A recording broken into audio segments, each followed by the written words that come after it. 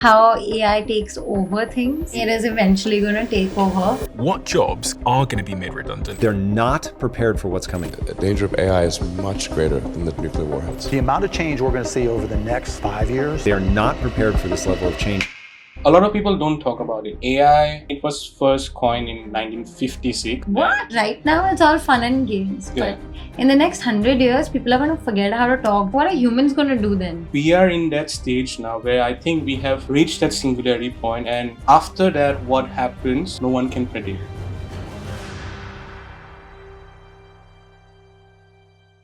Hi, and welcome to another episode of Humans of Australia Unfiltered. Yes, we have upgraded our name.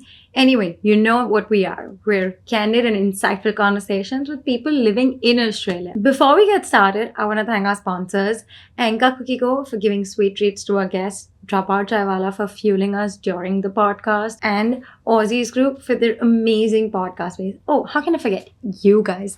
Thank you so much for supporting us and liking and watching our videos. If you haven't subscribed, subscribe now. Today's topic is something that everyone is talking about. AI. You talk about businesses, you talk about startups, you talk about investments, students, assignments. Everyone is deeply invested in AI. Is it good? Is it bad? Is it taking jobs? Is it making life easy? Is it making you lazy? There's so much to talk about. And we are in a time where AI detects illness before doctors can. Isn't that crazy? And here, when we go ahead in this conversation, we'll learn about ChatGPT, DeepSeek, and this new thing, Agentic AIs. So stay tuned, keep watching, and let's welcome our guest. Welcome to Humans of Australia Unfiltered, Maz. How are you today? I'm amazing today, and thanks for inviting. Thanks for reaching out. Just for you guys to know, Maz just messaged me on LinkedIn randomly, and he's like, you know what, Sarah, let's talk about AI. And I was like, that is actually super cool. We're in a time where everything, I'll be very honest, AI is my assistant. AI is my co-founder, I would say. Without AI, I don't know how things are going to work. But it's crazy to imagine that there was life before AI. Absolutely, I completely agree with it. Like life before AI. I mean, even if I think about it now, it's very hard to think like how it was.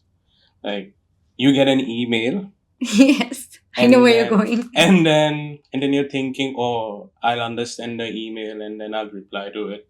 But now you get all those dashes in between all the emails now, and you know who created those emails. Yeah, true. I've realized that people know that dash thing is here, so I remove it. So then I'm like, okay, fine, that's just my smart brain. But on the pro side of it, as I want to say, it reduces my time of work. Instead of me thinking, what do I type? Is this right? Is the grammar okay? There was Grammarly and things like that. But now I don't need to think or add another extension. I just copy the email. I'm like, hey, can you make the email sound like profession, like strong and impactful, but have a subtle tone? And then in seconds, you have it.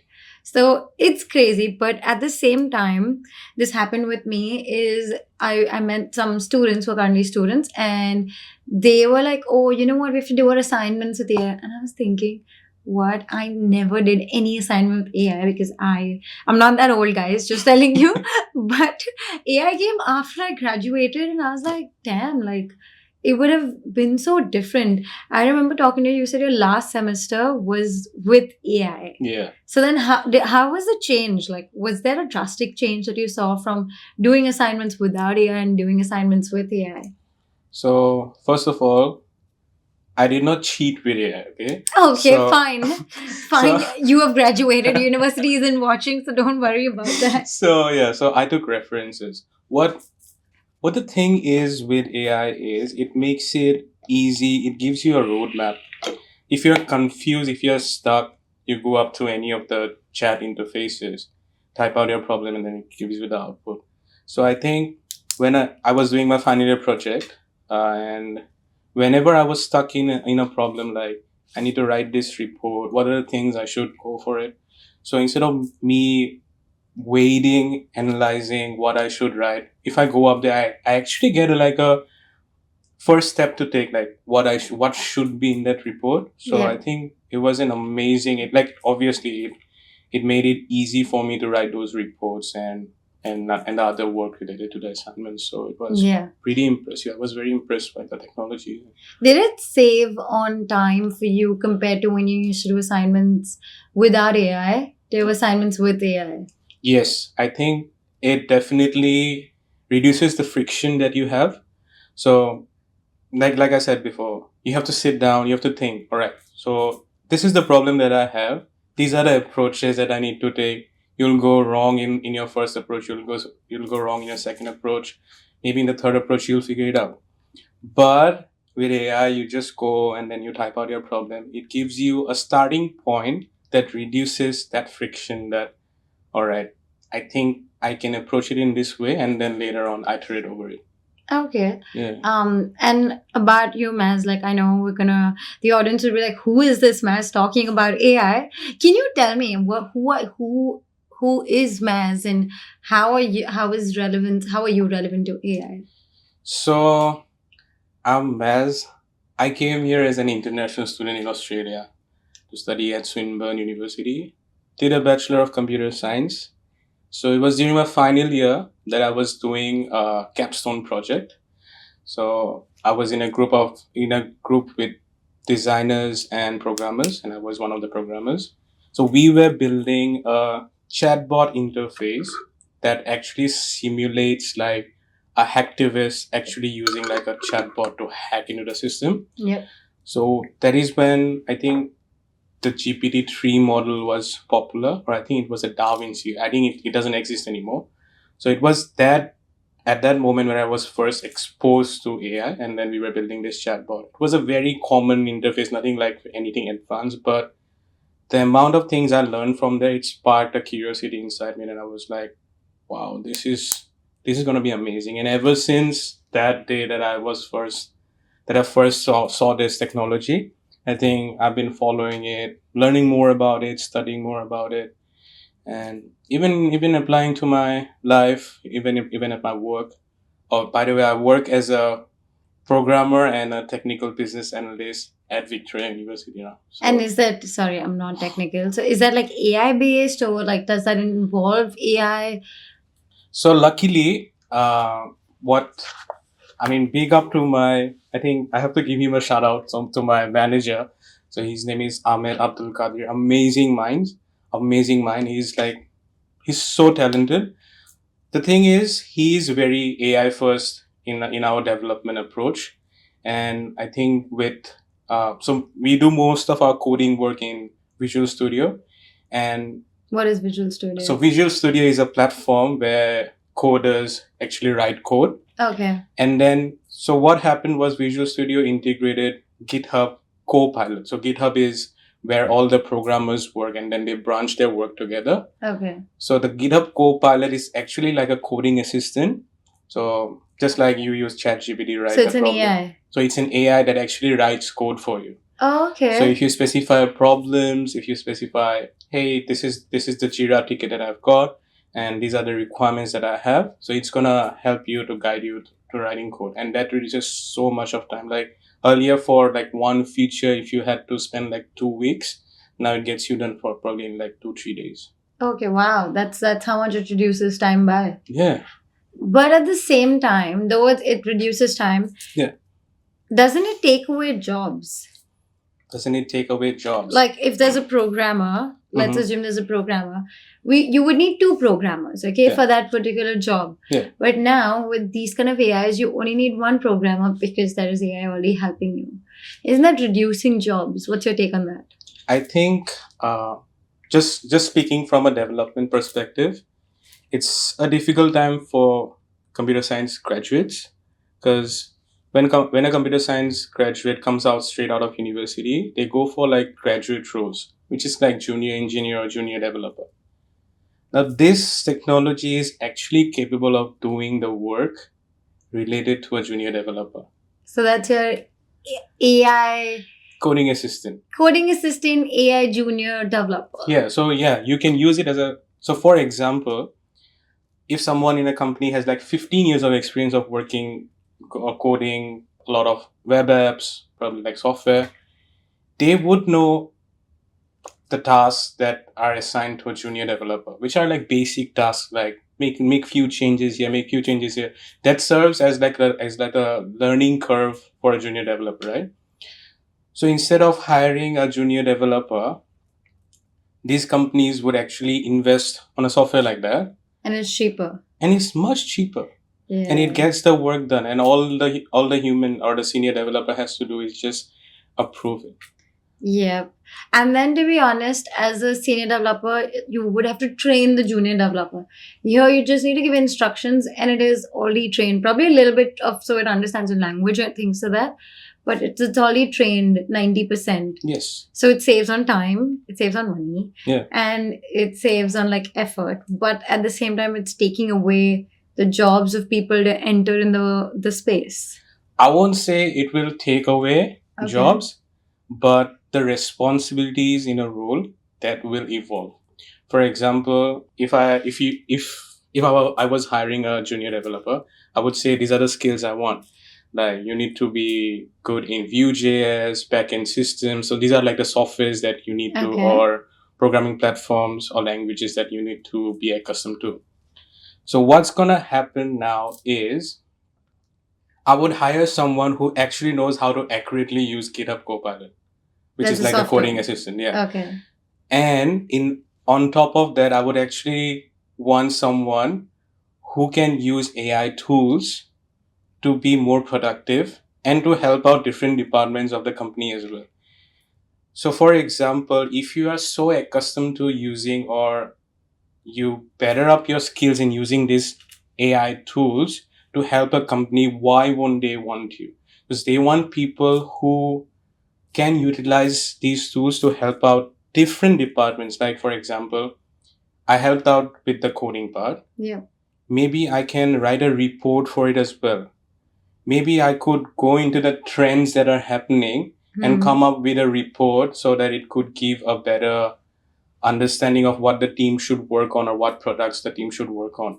Okay. So that is what, like, the roles, the responsibilities within a role, they will evolve. Like, you can't be just a single person of expertise, because you've got intelligence in your hands now, and you can directly go to a chat interface, talk to them, and they would reply to like a PhD scholar. No disrespect to PhD scholars, but yeah. Yeah, no, I agree. A friend of mine recently, she's like, she wanted to develop a website or an app or something. She's like, she sat down straight for 2 days, used the help of AI, and made an app. She made an app, and she has no like tech background. Yeah. She's zero development background, zero tech background, but just like talking to AI, she figured it all out. And I was like, oh, that's crazy. That's like, what about freelancers? So what would you suggest that, recent graduates who are hiring, they should, get more skills related, like, and not just like have a specific degree, but they should have more skills. And what kind of skills should they have? I think obviously your communication skills are the most important that anyone wants, which is very vague. Like everyone would say communication skills. Yeah, true. Now- Yeah, like communication. So what do you want me to talk? Yeah. I'm an engineer. Most engineers are not the best at talking. Yeah. At communication, I did engineering. Now you want communication skills of me as well? I think, yeah, apart from technical skills, my take on this is you have to know the fundamentals of anything that you want to have your career in.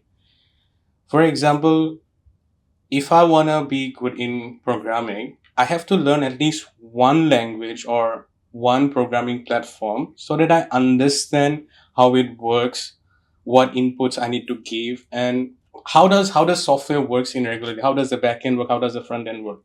Only then, if my fundamentals are clear, I can use these AI tools much effectively. Do they teach all of this at university?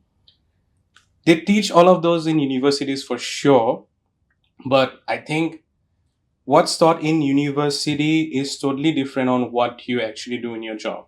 I think that's, be it engineering, be it marketing, I have a marketing background. That's the same everywhere. Like, Yeah. I don't know, what are they teaching you? They take so much money, which I agree. like I feel it takes time probably for them to mold and change their academical structure. But I think with AI and all of these coming, they should change the structure, so like change it quicker. So what you learn and what you're paying for is actually useful. Be it for engineers, if they had more skills or more of those things. Eventually, university is learning about learning, but life is about doing a job or working. Yeah. And if you don't have those skills, what is the use of the learning skills or the academic skills that you've had? I think, yeah, there's going to be a restructure of everything, from jobs to universities on, with this new technology that is taking over everything. Not taking over, but it's I think actually. it is eventually going to take over. It's not going to take over. On that, do you watch Black Mirror? Sorry. Have you guys watched Black Mirror? If you have, comment down below. But there was an episode of Black Mirror and about AI, and it's so scary how AI takes over things. And you're like, shit, what is, like, you're so dependent that you can't even think, you don't know how to talk. And eventually, there are these memes also made where people are like, they don't know how to speak, they forget how to speak, they message ChatGPT, and ChatGPT speaks for them. And I imagine that happening like so easily, because right now it's all fun and games. Yeah. But in the next 100 years, people are going to forget how to talk. They're just going to be like text, and that's going to happen. I think in this era, it's more about how you are as a person, because the AI reflects more about how you are in your real life. Okay? If you're a lazy person, you won't be able to utilize this technology to your best potential. If you're someone who's, for example, if I had a problem like, hey, I need to understand this concept, and I go to ChatGPT, write it out. Hey, can you explain me this concept, or maybe make a prompt out of it? If I'm a lazy person, I'll just be happy with the first input that I get. But if I'm not a lazy person, I'll dig deeper. I'll cross question it. I'll give it references, and then to understand it much better. I think if it had existed when I was in my uni days, probably from my first year, I think I would have utilized it as my coach. Assistant. Yeah, assistant tutor. True, I completely get it. Like, I think it would have been a total different ball game. But also coming back to jobs, do you think that there will be like a job displacement? Because when you were talking, I got this thought that yes, AI will take over, but there needs to be a human to actually give it instructions to behave how it needs to behave. Maybe in the future there can be an AI that self understands. But if there isn't human intervention, I think AI can go wrong. So I don't think it's near a future. I think, have you heard about Agentic AI? I'm not sure. Yeah. So what we usually are doing with generative AI is we go to Claude, Perplexity, ChatGPT, we type out something, and it's general intelligence, okay? So it has knowledge about everything. Yep. But Agentic AI, it's right now, there's a lot of, even OpenAI launched their Agentic platform. What is Agentic AI? So Agentic AI is going to be the next big wave that is going to change things. So it's going to be an agent that is given specific instructions, and it does those things. Like, I could set up an agent that replies to my emails. So what it does is I can set it up, give it instructions, give it some knowledge base. So every email that I get, it's going to craft the email replies, and then probably if I give it instruction, it can eventually reply to those emails. So I don't need another person to handle it. So it actually goes to your emails, understands what kind of a way you reply, what's your response, and things, and then it replies. Yeah. We've shared the story in Humans of Australia. It's of an AI. It's called VFAI. Shout out to VFAI. What he's done is it's a calling agent. So that calling agent, instead of small to medium businesses who want to have a receptionist or someone to pick up like a call service, they just hire the AI, like invest in the AI or get the subscription, hire the AI, but which is way cheaper than getting hiring a person. And then it elevates the business as well. So, Yeah. and it sounds human-like. It Yeah. doesn't even sound AI-like. It Yeah. sounds human-like. Yeah. Plus, also, another implication is, it gives Alzheimer patients Hmm. reminders like, hey, Hmm. take your medicine, Yeah. eat. Hmm. And again, it sounds human-like, so they don't forget it. Yeah, there is a complete example of an agentic AI, but I'll give you a bigger from an organization perspective. For example, you have your own company, and then you make 5 agents. So one AI agent will respond to your personal queries that you get on your LinkedIn. Second AI agent is gonna utilize other platforms. For example, like Reddit, LinkedIn, it's gonna scrape you and give you information of hey Sarah, this is what's trending. The third will probably like write emails for you for outreach to What are humans gonna do then? what are humans gonna do? Yeah, if the agentic AI is taking over, at least a human was required to work the AI. Yeah. If, for example, to run the business, to formulate and gather all the LinkedIn information, there is there's an AI. Yeah. I'm so sure there'll be an AI to write the post, Yeah. an AI to post the post, to do the emails, to I'm so sure come up with marketing campaigns. Yeah. Now it's sounding scary to me.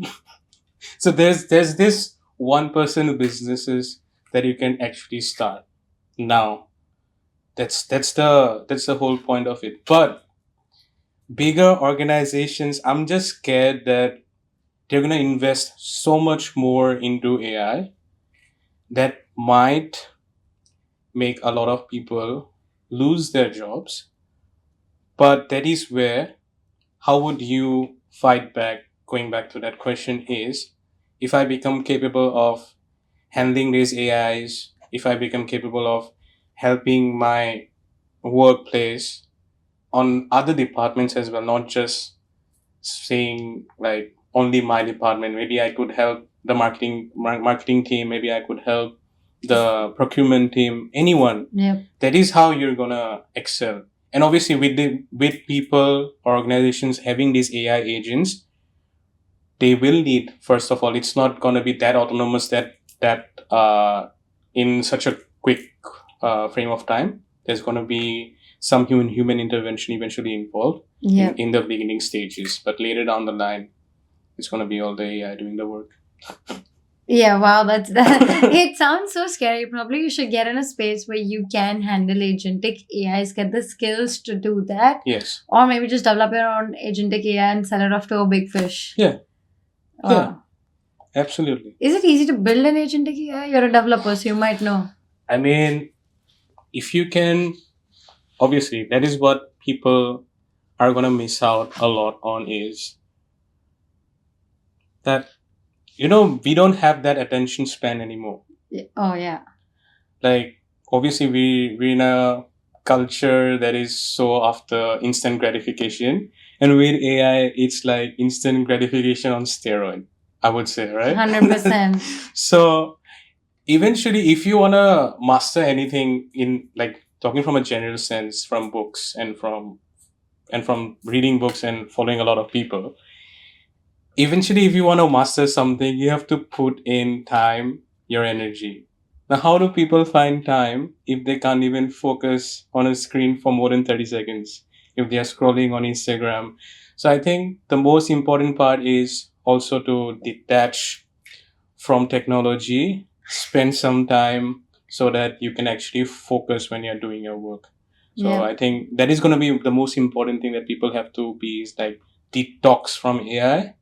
And then Yeah, they're actually, AI influencers. oh my god, don't even get me started on it. Yeah, AI influencers. I'm not sure. It's a. Do you know what singularity? No, what's that?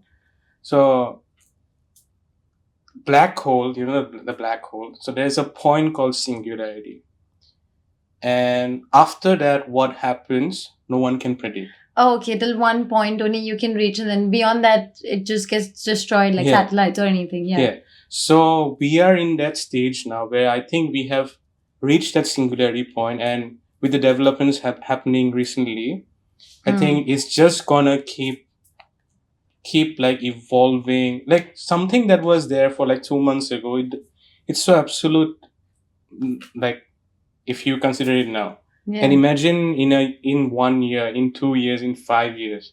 So I think we have passed that singularity moment. And I think I'll give this reference to one of the famous, like he's an Australian entrepreneur. He lives in the UK now. His name is Daniel Priestley. Okay. So he coined this like AI and singularity in one of his videos, and I was like, this is something which sounds so right, but it sounds so wrong. Yeah. Exactly. It's AI as cool as it is. Yeah. At the same time, it's scary. Yeah, it's scary. It is scary. Like you don't know what it is.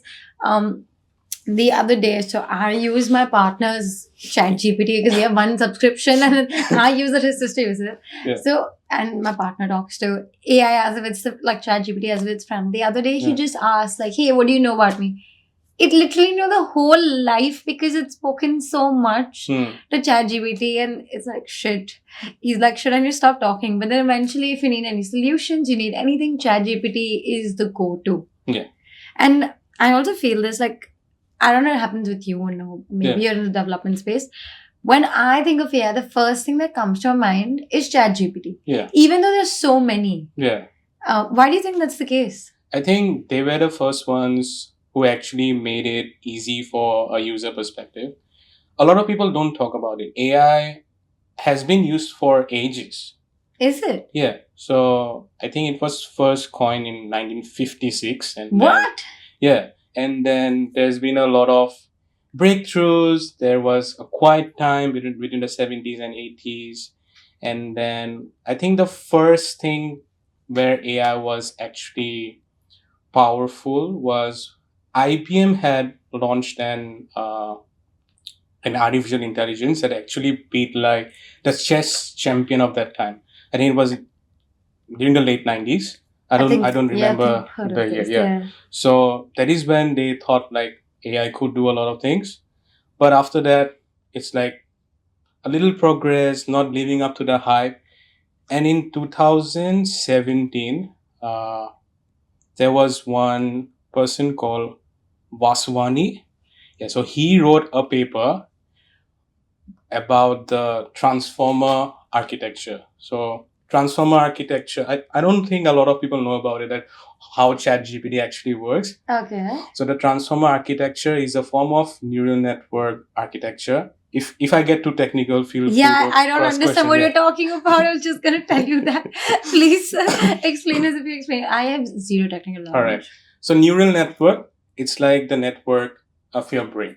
Okay. Let's imagine it as like the brain of a computer Okay, fine. in a brain form. Yeah. And then it has neurons connected to it that communicate with each other. Yeah. That is a neural network.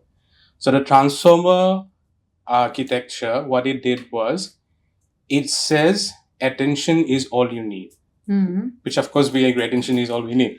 So what happens is, earlier when a sentence was given, the earlier forms of AI used to like read it one after one after one, and it was very slow. Okay. So what this architecture does is, it analyzes the whole sentence at once, and then it gives like attention score, like this word is linked to this. How it does it pre-process, because it's an artificial intelligence, so it does a lot of processes under it.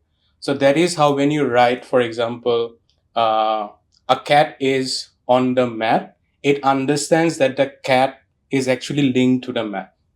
Okay. So it understands grammar, it understands English, it understands different languages. Yeah. So earlier it was very slow, but this architecture, it made it much faster. And then, because, all right, so we have to get to a lot of technical terms now. Okay. No, please, no, we don't understand.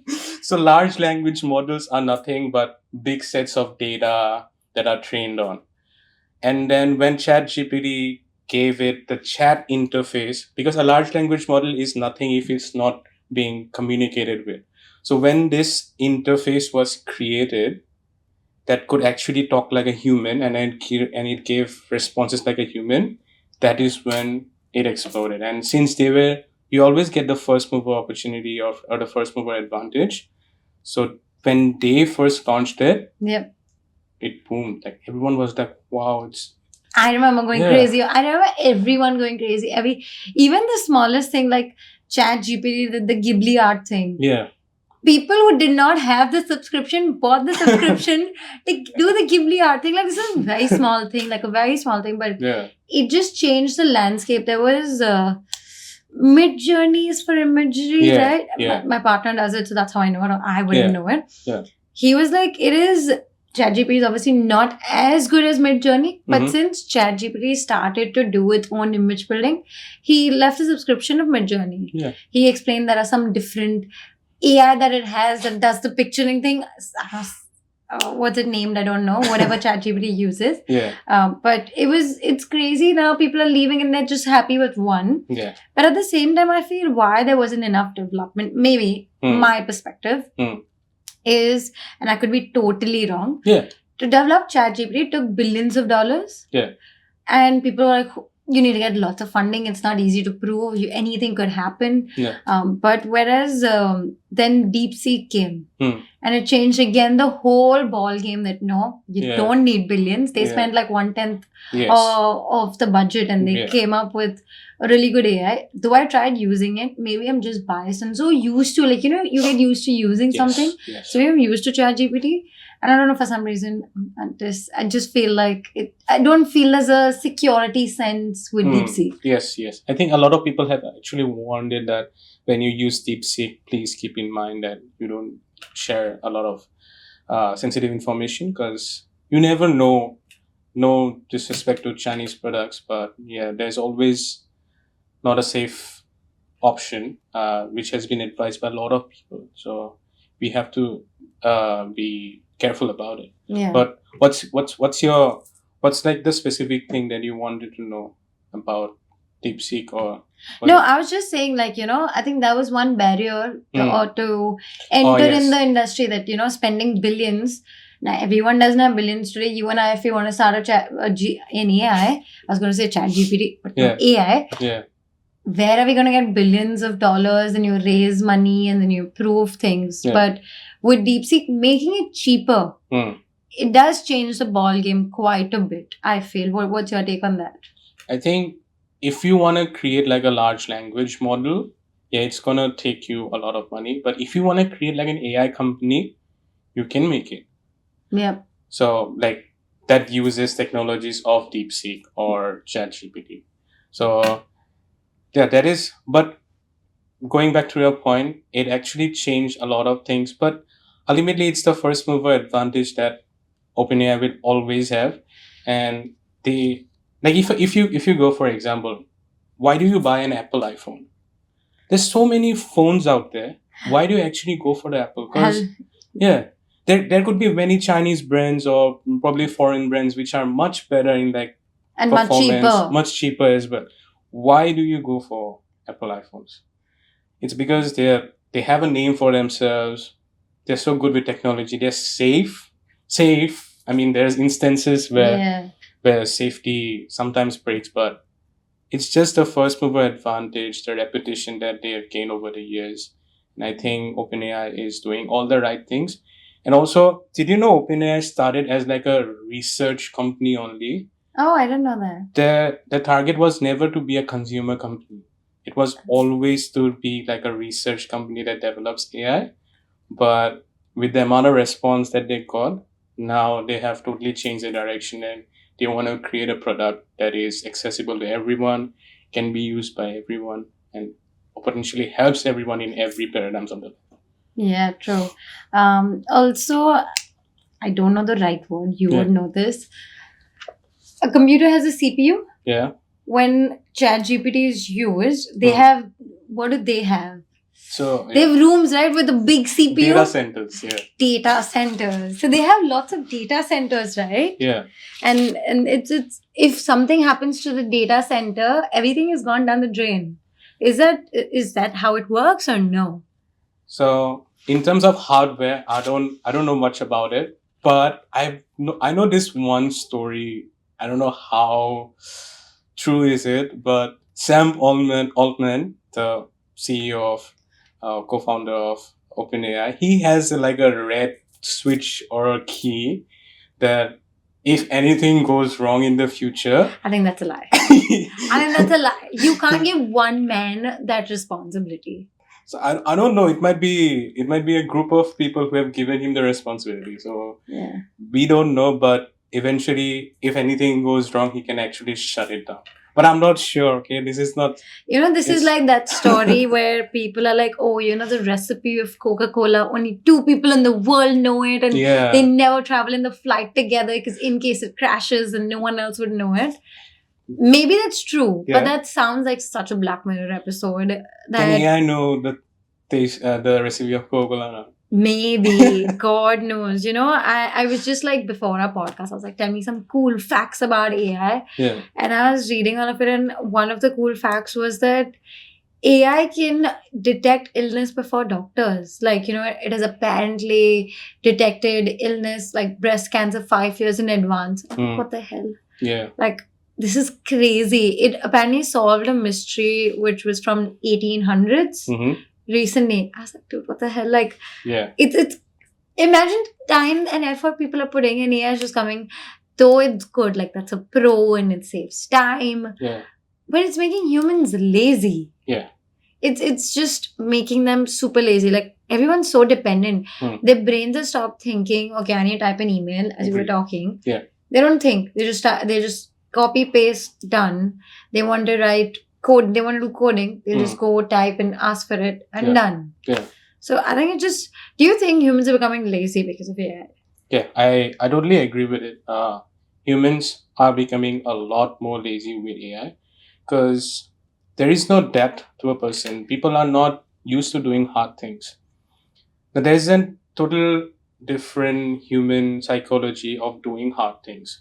For example, a disciplined person, if you have to instill discipline on you, you have to do a lot of things. For example, if you want to wake up early in the morning, it's a tough thing to do, but yeah, true. it's like choose your heart, I would say. If you want to be a fit person, you have to run, you have to go to the gym. If you want to get educated over something, you have to read books. These are hard things which I don't think the current generation do it much. So what's happening now is people are going to AI for their questions. They get the answer.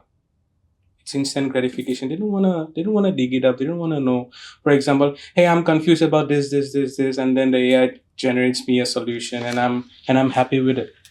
So I think people, as I said, people still have to do hard things to be disciplined. And if you are disciplined in your life, in your work, I think these tools are there to increase your productivity probably 4x, 5x times. Like, do you think the current generation actually reads books nowadays? Listen, I don't read books too, so I can't blame the current generation. Yeah. But depends. Like, I think reading is a whole spiritual thing. Yeah. And then there's like podcasts, and then there's like Yes. audiobooks, Yeah. and then there's like ebooks, like the Amazon notebook. That's that Yeah. thing, right? But I'll give you an example. So this is a bit drifting apart from the AI thing, but I'll give you an example. For example, if you wanted to start your own company, you can obviously ask ChatGPT to write you the perfect startup story, or probably like a pitch deck, whatever. But when you're actually disciplined enough to read a book on probably how Nike was founded, what are the I watched best the movie. practices? Yeah, you watched the movie. how probably Facebook was started, you watched the movie. So all these technological things, it's going to give you instant gratification. But when you actually sit down, read a book, it instills that discipline in you, which I think is what has taken these founders a long way. And if you want to be in the same way, I think discipline is something that people have to do. And it's going to be very difficult with AI, having that discipline in your life. And I think that is a part of life that everyone should focus on. Discipline, focus. I don't know, people can focus nowadays. See, I don't blame people as well, because there is so much given to them. Like, Yeah. if you leave your phone, there's something on the laptop. If you leave your laptop, there's something on the television. Everything is screen based right now. Yeah. So, and if you're bored of something, then maybe something else will pop up. Yeah. You have thousands and thousands of content that you can view. So I don't blame that why people have become impatient. Like, for example, in our parents' time, or when our parents were kids, Yeah. there were 2-3 channels, Yeah.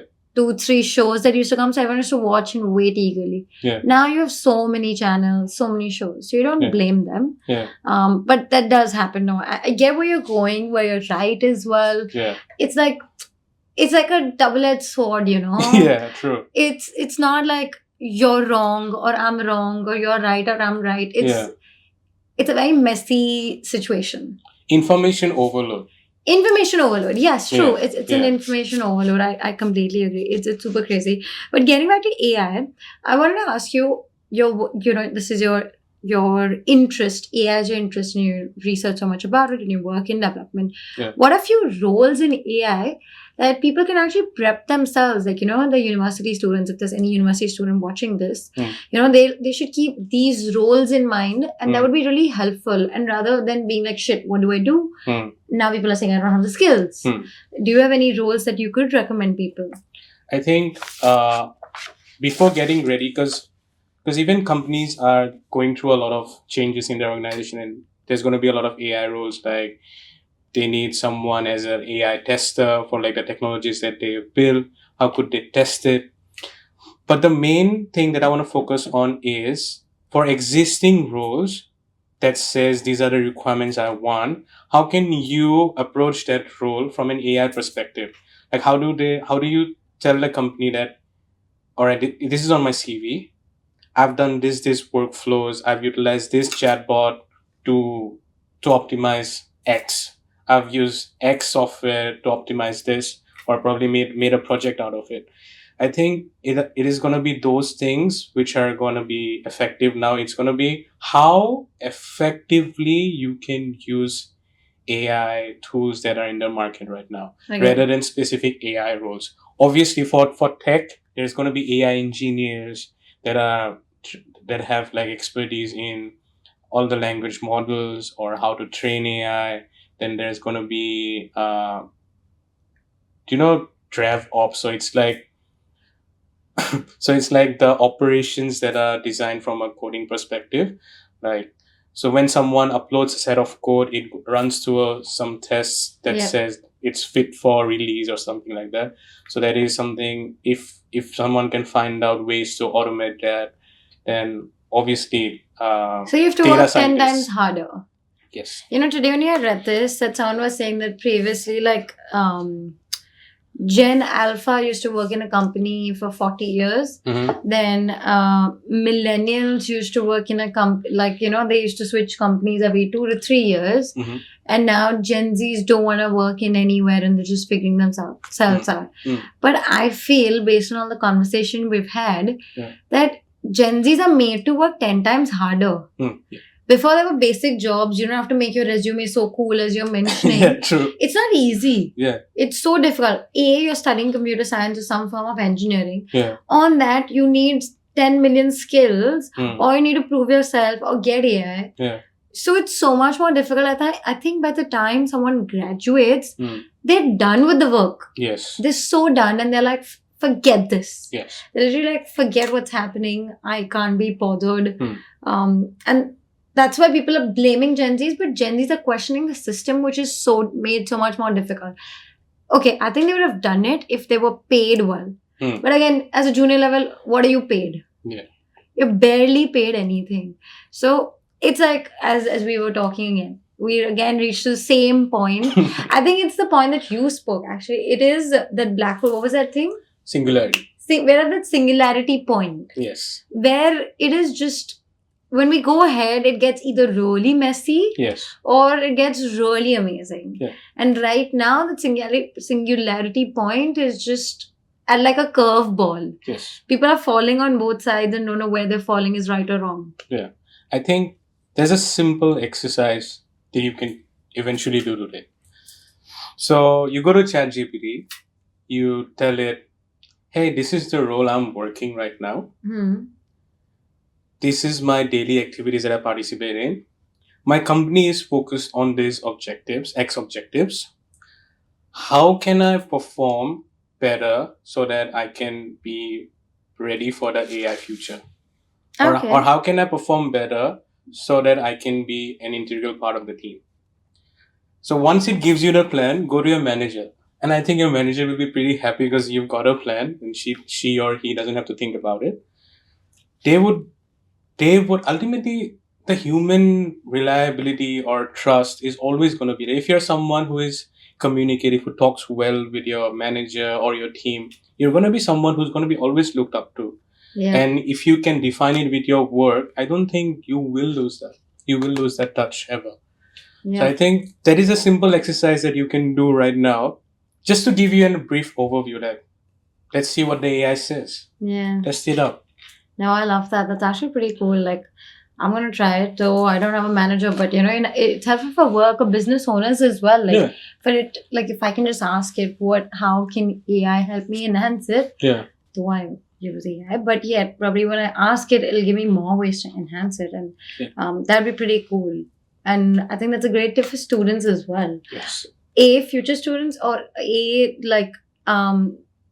people in like roles they're scared that AI might take over and they might be made redundant.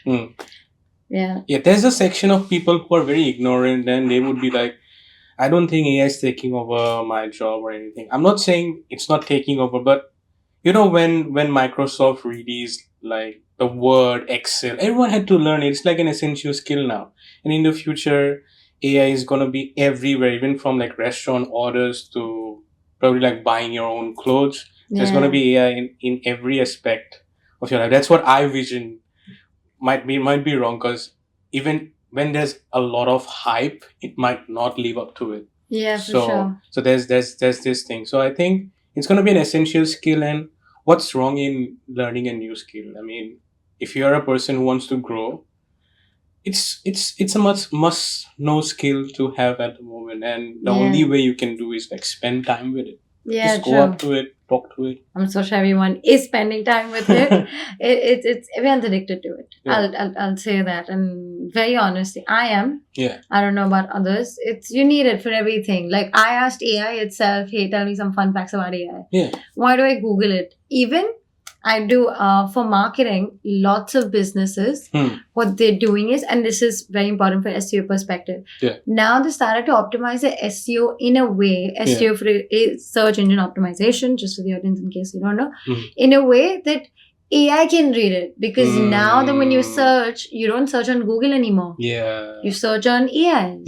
If I have a query, I'm like, what's the best restaurant in Melbourne? You used to ask Google. This is just a very basic thing. Or, I want to get any query you ask and you go to AI. So people are optimizing it in such a way that it talks AI and your link shows. Have you seen where links are shown in AI? Yes. It's a new marketing thing. Oh. So, this is something new. Yeah. Yeah. That's what AI is taking when businesses are adapting to it. My next question was going to be anyway, the future of AI, and I think you did mention it. Yeah. Is there anything about AI that we should, tell me the coolest fact about AI actually. What is the coolest fact about AI that you know? The coolest fact about AI that I know. Yeah. It's cool in itself, but no. I think it's the applications that it has. No, like, don't be a developer. You're being a developer and talking as a developer. The coolest thing, like the coolest thing that AI has done that you know about. In my own. Could be your life. own, could be anything else. Yeah, I think it's helped me get rid of one important problem. What I use it for is like to plan out my week. So I've made like a separate GPT, customized GPT based on my priorities and what I achieve in a week. So every Sunday I sit down in the morning after my coffee and I tell it what I've done, what I've achieved, what I've not achieved. It cross questions me and then it builds me the week for the next. So like the tasks to do for the next week. Oh wow. So nice. that, because every morning when you wake up and then you have to plan out what are the things you have to do, it takes up a lot of your time and then you don't know what your priorities are and you start with one, miss out on the rest. So yeah, it gives me a better idea of what I'm missing out, if I'm doing the right thing or not. Obviously it's my own decision that I've asked it to prepare me the week, but Dependent on yeah. AI. Sometimes- These kids these days. But sometimes, yeah, I take my own decision as well. Like, no, this is not a priority. For example, if there's a birthday party coming up, I'll definitely go to the birthday party. Yeah. Yeah. Obviously. Yeah, makes sense. No, I think this was pretty insightful and it was amazing to know so much about AI and understand how deeply and heavily we are all dependent on AI and what the future of AI is. That I always forget. What's that thing? The black hole thing. Singularity. The singularity thing. I'm going to use That's it the everywhere. main- yeah, that's the I'm main gonna concept. sound cool and use it everywhere. I'm telling you, I learned this from you. You can also use it, just saying. But before we end, we have a fun rapid fire round Okay. in which, if you answer well and if I am impressed, I'm the judge of it. I am the AI here. You get this Anga Cookie Co. and Dropout Chai Wala hamper. There's some amazing cookies and chai from Dropout Chai Wala. So let's see and impress me with your answers. Some questions are going to be AI related. Usually they're not related topic, but I think I'm intrigued about AI and I want to know more. Sure. So let's get started. It has to be rapid. It has to be candid. It has to be unfiltered. Yeah. Okay, let's get started. And is it a time limit that I have to answer it? Quick. Quick. Okay. ASAP. I'll try. Like when you ask GPT, does it wait? Oh my no. God. It answers. So I have to compete with AI now. Just you have to be quick. All right. Perfect. Okay, let's go for it. 3, 2, 1, ready? Ready. Okay, tea or coffee? Coffee. Coffee. Okay. If not ChatGPT, which AI is your go-to? Perplexity. Okay. What do you prefer? Time before AI or after AI? Time after AI. Okay. Name the best AI for. I'm going to give you categories. Coding. GitHub Copilot. Writing. Cloud Sonnet. Image creation. ChatGPT, the new model. Yeah. 4.0. Okay. Website development. Um, It's fine. Take your time. You're taking too much pressure. Don't worry about it. Take a little bit of time. website development. I totally forgot about it. I think V0. It's a coding platform, and I think it can make like a landing page pretty easily. Okay. Or Replit. Or Replit. Replit. Okay. Yeah. And assignments. I don't think there's like a definite answer to it, but I think I would use the deep research function that a lot of these ChatGPT, Perplexity, or Claude has, and then I would use it to understand more about the concepts and then write my own assignments. Okay. Which is better, ChatGPT or Perplexity? ChatGPT, Okay. Why? because it has the image generation, and I think it will eventually open a lot of benchmarks for other companies to complete. Okay. What's the most overrated thing about Australia? Overrated thing. There's so many. Okay, give us the tea. Overrated thing about Australia, I would say the food, because there's no staple food of Australia. It's like mixed culture. So when Yep. someone says this is our food, that's overrated. Yep. What's the most underrated thing about Australia? The people are very welcoming. Okay. The people are very nice here. They're always smiling even on roads, even when you're walking, even on the train. And I think that is very underrated. Yep. True. Okay. Last 2 questions. What's the most overrated thing about AI? That it's gonna take over people. Okay. And what's the most underrated thing about AI? That is gonna take over people. That is, yeah. It depends on the singularity again. Yeah. So Stop copying me. No, okay, fine. I think you deserve it because you taught me this whole singularity thing and you made me sound cool. Here is your Anka Cookie Co. and Dropout Chai Wala hamper. Thank you. No Really worries appreciate it. at all. Thank you so much, Miles, for being here. It was truly candid. It was truly unfiltered. And thank you for watching, guys. Don't forget to subscribe.